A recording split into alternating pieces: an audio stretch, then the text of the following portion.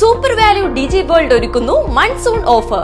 Semi automatic washing machine 7,999 മുതൽ. കൂടാതെ emergency flash light, iron box, flask എന്നിവ 50% വരെ ഓഫർ നൽകുന്നു.